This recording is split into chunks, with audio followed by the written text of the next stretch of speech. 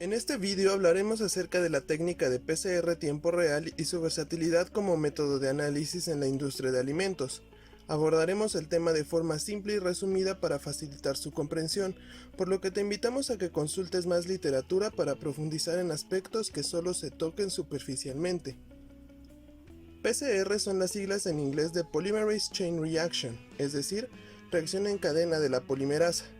La polimerasa es la principal enzima encargada de realizar el proceso natural de la replicación del ADN durante la división celular, y el ADN es la molécula que contiene la información genética de los organismos para poder ser expresada y transmitirse de generación en generación. La amplia variedad de organismos que existen en el planeta, desde bacterias hasta plantas y animales, es posible gracias a la información que cada uno posee en su ADN. Si bien es cierto que los organismos comparten similitudes en su genoma en mayor o menor proporción, existen genes específicos únicos de cada especie que la vuelven diferente al resto de formas de vida. Así pues, la PCR es una técnica que está enfocada en amplificar uno de estos genes particulares del organismo que se desea analizar, siendo una prueba altamente específica. La técnica de PCR fue desarrollada en 1985 por el científico estadounidense Kary Mullis, quien junto con el canadiense Michael Smith se galardonó con el Premio Nobel de Química en 1993 por dicho descubrimiento. Para comprender mejor cómo funciona la técnica hay que recordar los aspectos básicos del ADN. Estamos hablando de esta molécula en forma de cadena que hemos visto representada en muchos libros y hasta en la cultura popular. Su estructura fue descubierta y descrita en 1953 por James Watson, Francis Crick, Rosalind Franklin y Maurice Wilkins. Se trata de una doble hélice antiparalela cuya unidad estructural son los nucleótidos, formados por un grupo fosfato, un carbohidrato llamado ribosa y una base nitrogenada. El fosfato y la ribosa forman la columna de la cadena, mientras que las uniones centrales las dan las bases nitrogenadas. Estos eslabones son 4: adenina, guanina, citosina y timina, y nos referiremos a ellas solo por su inicial, A, T, C y G. Por su estructura química, el enlace entre ambas hebras de la hélice solo se puede dar entre A y T y C con G. Esta característica permite una replicación semi-conservativa en la cual se generan copias de la cadena original utilizando una de las hebras como molde, pues la hebra complementaria se forma con el nucleótido correspondiente. Aquella posición donde hay una A corresponde a una T y donde haya una G debe ir una C. Una cadena de ADN se forma pues de estos 4 nucleótidos unidos secuencialmente como pares de bases. Sin embargo, el orden de la secuencia no es azaroso, sino que se organizan en tripletes. Las combinaciones en la secuencia de los pares de bases de un triplete codifica para un aminoácido y la unión de aminoácidos formará finalmente una proteína funcional. Las posibles combinaciones de los pares de bases en un triplete están descritas en el llamado código genético, y la secuencia de tripletes que derivará en la expresión de una proteína al final se llama gen. El proceso en que la información del ADN termina por expresarse en forma de proteínas mediante la transcripción y la traducción es conocido como el dogma central de la biología. Aterricemos un poco entonces. Un gen es una secuencia de pares de bases que codifica para la formación de una proteína. Cada especie tiene genes específicos que la vuelven única y diferente a las demás. Así, la PCR entonces buscará detectar justamente la secuencia de ADN que corresponde a un gen específico de un organismo, una secuencia que no se comparta con el ADN de ningún otro. En la industria alimentaria, la PCR tiempo real tiene diferentes aplicaciones. Por ejemplo, se pueden analizar microorganismos patógenos como bacterias, parásitos y virus, o también bacterias de deterioro de interés particular para la industria cervecera, de vinos o de jugos. Se pueden analizar cualitativamente o cuantificar el contenido de alérgenos, por ejemplo soya, gluten, nueces, apio, entre otros. También se pueden detectar especies animales, como res, cerdo, pollo o pavo, para prevenir falsificación de productos cárnicos con otro tipo de carne, por ejemplo de caballo o burro. Finalmente, puede aplicarse también para la identificación del uso de cultivos con organismos genéticamente modificados, ya sea a través de marcadores comunes, como los promotores FMV y 35S o el terminador NOS, o bien cultivos específicos como el maíz Gilgard de Monsanto, la soya Liberty Link de BASF, entre otros. El proceso global consiste en 4 etapas principales. La primera es la homogeneización de la muestra.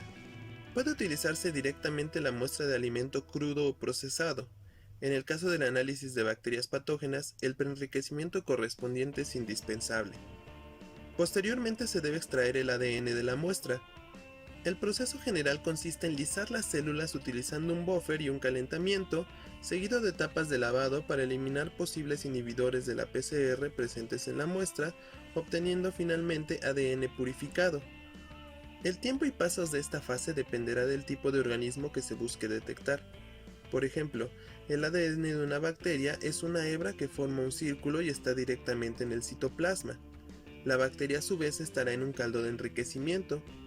Este ADN es más fácil de extraer que aquel ADN de un tejido animal o vegetal, el cual está en el núcleo de la célula que, a su vez, puede estar en presentación de un alimento ya procesado, por ejemplo, soya en galletas o carne de cerdo en un jamón. Dependiendo la complejidad de la muestra, el proceso puede tomar desde 15 hasta 90 minutos. Una vez extraído el ADN, este se carga junto con el mix de reacción en el equipo que realizará la prueba, el termociclador. Esta es una etapa sencilla que no llevará más de 15 minutos. Tras configurar las condiciones de la prueba, el termociclador comenzará el ensayo de la PCR y se podrá ver el progreso en tiempo real.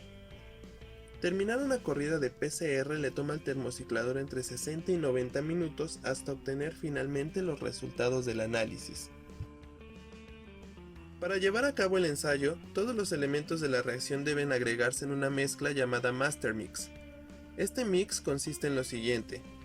Tiene primers, que son pequeñas secuencias de ADN de entre 15 y 30 nucleótidos de longitud que funcionan como iniciadores, es decir, le indican a la polimerasa a partir de dónde comenzar a amplificar el ADN. También tiene sondas, que son los marcadores que generarán fluorescencia cada vez que ocurra una amplificación del ADN.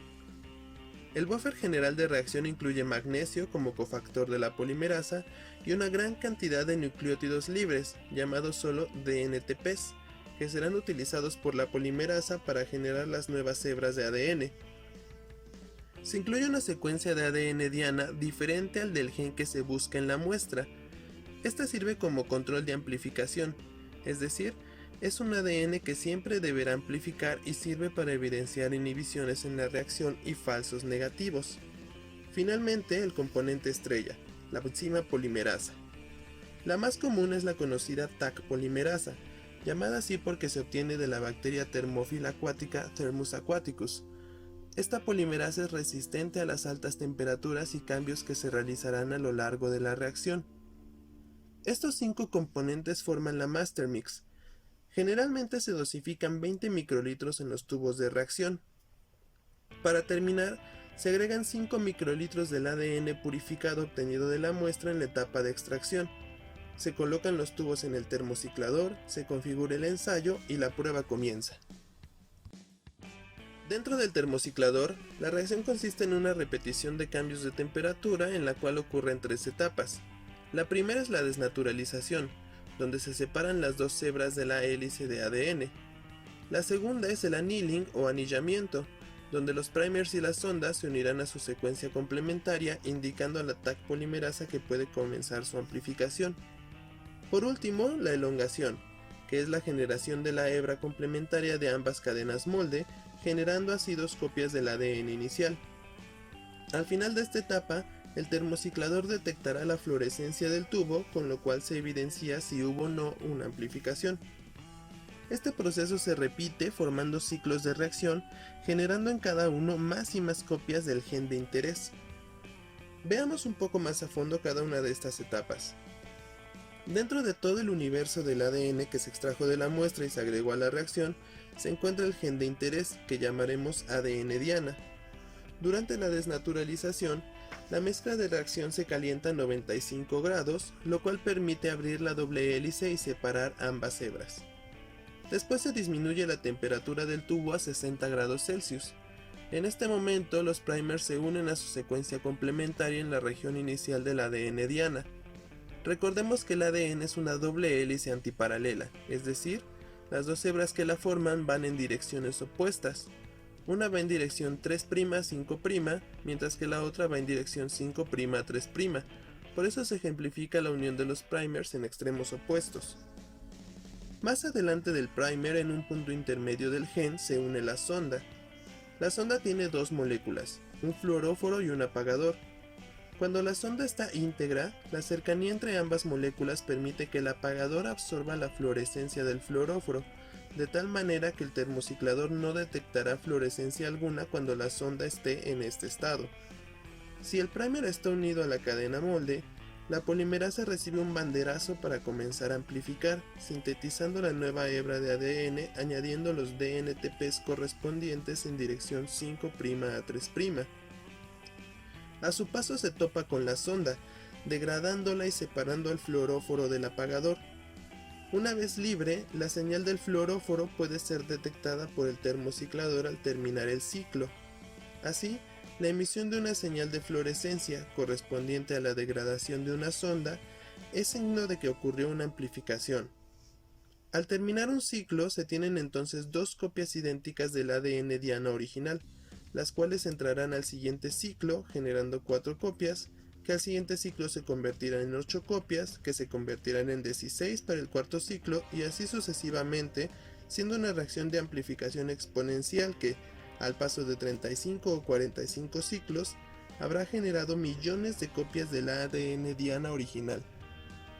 La señal de fluorescencia detectada por el termociclador al final de cada ciclo es acumulativa y permanecerá activa a lo largo de todo el ensayo. Conforme se vaya amplificando más el ADN, se producirá más fluorescencia, generando una gráfica de forma típicamente sigmoide, con la cual se pueden interpretar fácilmente los resultados. Aquellas muestras que presentan la curva de amplificación son positivas, es decir, tenían presente el gen diana y se amplificó, generando fluorescencia. Cuando la muestra no tiene el gen de interés y no ocurre ninguna amplificación, se presenta una gráfica plana que se interpreta como negativa.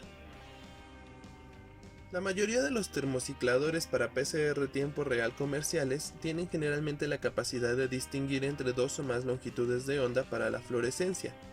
Comúnmente, cada longitud de onda es denominada canal. Esto permite que en un mismo tubo de reacción se puedan detectar y diferenciar dos o más genes diana, pues la amplificación de uno u otro estaría asociado a una sonda de longitud de onda distinta. Lo más simple es usar kits duplex, es decir, de dos canales. Un canal se usa para el gen diana del organismo de interés y el otro para el ADN del control interno, presente siempre en la master mix, ¿lo recuerdas? En este caso, durante el ensayo el termociclador generará dos gráficas distintas, una para la amplificación del gen diana y otra para el del control interno. La generación de ambas gráficas se puede seguir en tiempo real conforme el ensayo se lleva a cabo. Generalmente se comienza con una parte plana en la gráfica correspondiente a los primeros ciclos del ensayo, hasta que en un punto entre los ciclos 20 y 30 aproximadamente, la cantidad del ADN duplicado es tal que la emisión de fluorescencia incrementa significativamente, acumulándose conforme pasa el tiempo y formando la curva de amplificación. El control interno debe amplificar siempre. Si la muestra no amplifica en el gen diana, pero sí en el control interno, entonces se da por hecho que se trata confiablemente de una muestra negativa, sin que haya habido ninguna inhibición durante el ensayo, y evidenciando que no se trata de un falso negativo. Se pueden utilizar también kits cuádruplex para la detección diferenciada de 4 genes distintos, leyendo 4 canales en un mismo tubo de reacción. Sondas comúnmente utilizadas son FAM, VIC, ROX y Sci5. En casos como este se generan 4 gráficas independientes, 3 para los distintos genes diana y una más para el control interno. Casos como este son los kits multiplex para la detección de E. coli patógena, donde se detecta en un canal los genes de Shiga-toxinas STX1 STX2, en otro canal el gen de patogenicidad EAE codificante de la intimina y en otro canal el gen específico para el serotipo O157. Otro ejemplo es el kit de detección simultánea de alérgenos con nueces de macadamia, brasil y pecan, o bien la identificación de cerdo, pollo y pavo. La gráfica típica de PCR tiempo real se interpreta con los siguientes elementos principales. Se grafica el incremento de la fluorescencia con respecto a cada ciclo del ensayo. Comparando la fluorescencia entre muestras positivas y negativas, el programa del termociclador genera de forma automática una línea horizontal llamada umbral o threshold, que sirve como frontera para diferenciar las muestras positivas de negativas. Al valor del ciclo en el que la gráfica de una muestra positiva cruza dicha frontera se denomina CT o CP. Este valor variará dependiendo de la cantidad de ADN inicial que se tenga en la muestra. A mayor ADN diana inicial, menor será el valor de CT, pues la amplificación se dará en ciclos más tempranos. Además de su especificidad, la PCR tiempo real tiene una variedad de controles que permiten dar robustez a los resultados y a la correcta aplicación de la técnica, o bien ayudar a identificar más fácilmente cuál pudo ser el origen de que algo haya salido mal. El primer control es el control de extracción. Esto se aplica durante el procedimiento de extracción del ADN antes de la PCR. Consiste en utilizar un material blanco libre del ADN diana que se procesará a la par de las muestras. Idealmente el resultado de este blanco debe ser negativo. Si se obtiene un resultado positivo, se puede sospechar que hubo una contaminación cruzada en las muestras debido a la manipulación durante la extracción. El segundo control es un control negativo. Esto es utilizar únicamente la master mix sin agregar ninguna muestra en ella. Debe ser negativo pues carece intencionalmente del ADN diana. De ser positivo, se estaría evidenciando entonces una contaminación global en los reactivos de la PCR. El tercer control es el control positivo. Consiste en un buffer que contiene exclusivamente copias del ADN diana que se busca del organismo. Estos se agregan a la master mix como si fuera una muestra y sirve como la referencia primaria de un resultado positivo, pues es necesario tener una curva positiva para generar correctamente el threshold. Finalmente tenemos el control interno de amplificación, que es este ADN diana que se agrega siempre a la master mix y que permite descartar inhibiciones en la reacción y dar validez a las muestras negativas, previniendo la obtención de falsos negativos. Esperamos que este vídeo haya sido de tu utilidad. Te invitamos a ponerte en contacto con nosotros para conocer el amplio portafolio de kits de PCR tiempo real que podemos ofrecerte para el análisis de alimentos. Permítenos orientarte en la solución de diagnóstico que mejor se adecue a tus necesidades.